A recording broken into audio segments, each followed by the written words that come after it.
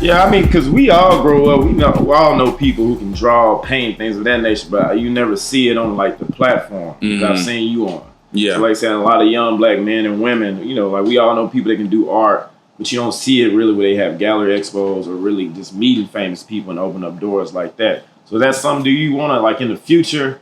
That's something you want to open up, like maybe like you said, a graphic design place or a gallery place to let people who already are doing that have them come in and give them a platform to be able to work on their craft. Yeah, that's two of my goals. So my careers is to be the graphic designer and to be a portrait artist. And within those graphic design, I want to have a graphic design firm. And so I want to be able to hire other creatives in the community who want to focus in on their skills as graphic designers and help them build a firm and just be a black staple in the community as a graphic design firm. Yeah. Portraits also be the same sense. I do want to open up a studio design firm. It's actually in the works right now, so really stay tuned for that one. Like I said, man, property in Nashville. So we walking over here, we saw a lot of buildings, and even the place we here right now is just open for people to walk in and just enhance the craft, and that's the best thing you can do for people. Make them feel at home, where they can just work on something they love and get away from all the nonsense that's really going on in everyday life. And I want to show them it's possible. Like you can make a career out of this stuff. I don't want to be the starving artist or be struggling, living check to check, whatever. Like you can literally make this your career. You can be successful. You can be happy. You can raise a family on it. And so that's really my goal as well. Gotcha. How your pops feel, man? I know he probably raised you. Y'all, like I said, you've been drawing and doing art since a little kid. But you said you went on that little sports path. So I know how's your pops feel seeing that? You did your thing in sports, but also you coming back to something that you guys are all familiar with in art. No, I think both of my parents, my dad and my mom, they're both really proud. Whether it's sports, you know how parents are. They're going to be happy to see their kid. Whether they're doing some sports, whether they're excelling in their career field, whatever the career is, they're always going to be proud of them. So I believe both of them are proud, whether it's sports or art. Gotcha. Are you a better artist than your dad? Different sense. There's so many different mediums. Like he does theater. Okay. Plays the piano. He can draw.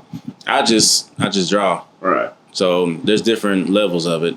Gotcha. So when you critique your drawing, I know you said you use your dad as the last person to really look at your art. From the time that you really started taking it seriously and he was able to critique it, like you said, on fixing things, do you see less and less of that now? Do you still reach out to him when you do your art, like your final touches or whatnot?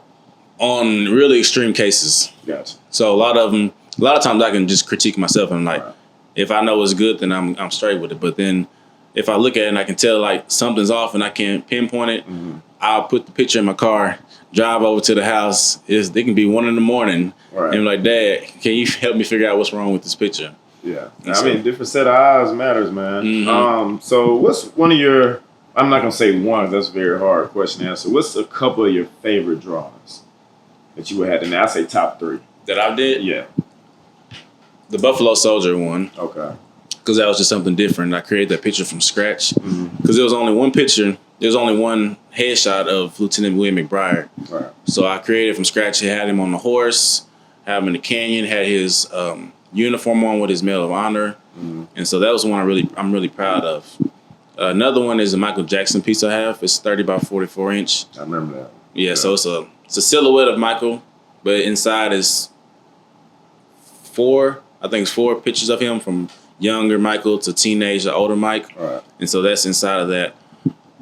And I guess my first one, I think my first 2 was Obama and Ice Cube. And those are some of the crowd favorites, I guess. Gotcha.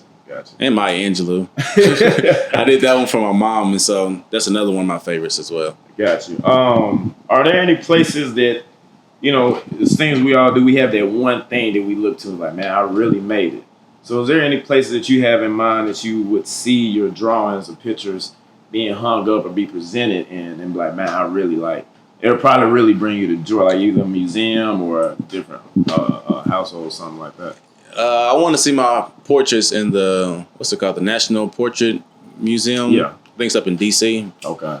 And so I really wanted to be in there because houses some of the presidents. I want to be able to do a president portrait. That each president has one done. That's a really big goal of mine. That'd be big, man. And I I look forward to when I'm able to be on the stage with the president, presenting this artwork and being received really well. Yeah, that's one of my main goals is that one. No. And just having like my own studio and all that stuff. So Gotcha. Okay, so like you said, man, you planning on opening a graphic design center. Like you said, you gave us your goal. So is there anything else you kind of looking towards the future and doing in the next 1 or 2 years?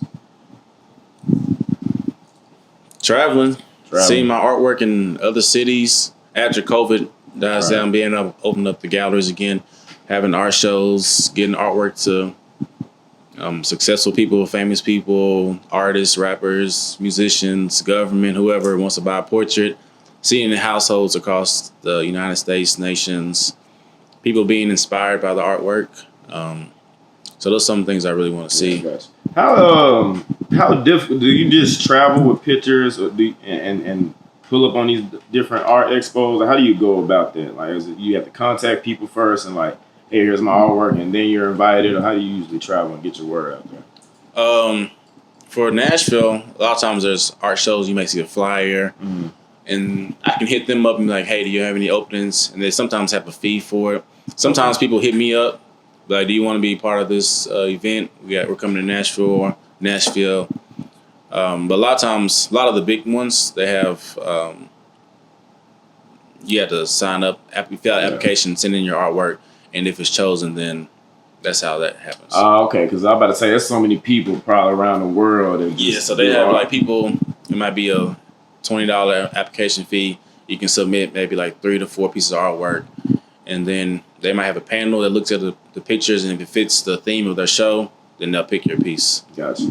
Man, I'm not gonna lie, man. You might as well have paint a picture of yourself, hang it up in East Lit, man. Create your little Hall of Fame wall. But only if somebody asks me to. I ain't gonna just put myself up there. I got you. Like I said, man, I'm sure your schools are proud of you, East Lit and TSU, fraternity and Mega South 5, man. We're all proud of you. You done a good job. Like I said, it came out of nowhere. I just know you as the athlete. Like, I just heard so many stories. I graduated after you, but they was like, man, yeah, he played linebacker. He was a great tackle and all this stuff. And then you start taking this seriously, and it just got better and better. Like I said, I remember the Michael Jackson Ice Cube pictures and the Jesse Jackson situation. So that's good, man. So like I said, we hope you do good on your future endeavors, man. And how can people reach you? You got an IG or Instagram artwork? No, look, camera. Instagram is Van Leer _ the artist. So VANLEER _ the artist. Twitter, I think it's Artist Van Leer. Then my website is vanleerart.com or resilientmedia.com is my graphic design. Gotcha. And then people, when they reach out to you, do you have pictures for sale right now? Or is it kind of like, how do you usually do your business as far as that? I have my originals for sale, the ones I have left. So I have like Lauryn Hill, Michael Jackson, and so on and so forth. You can see them on my website. I also offer prints of them in a variety of sizes. So if you don't want to pay for the original price, you can get a print. They're limited edition prints. So all of it's an investment. All of it will appreciate in value. And so that's those 2 ways. Gotcha. And then people want, so say for instance, if I have like a family gathering, we want a family picture, do you do paintings and drawings of that if people will request something? Yeah, they can just email me or text me, however you get my contact information, and then I'll discuss the prices with you. I can see my price sheet. A lot of people do hit me up for like a couple people in college. They did ones for their dad and mom for their parents' anniversary or a family portrait. So that's definitely possible. Gotcha. Okay. All right, man. We appreciate you being a part of this podcast today, man. Like I said, we wish you the best in your future endeavors, man, and appreciate you coming by. Thank you for having me. All right, man.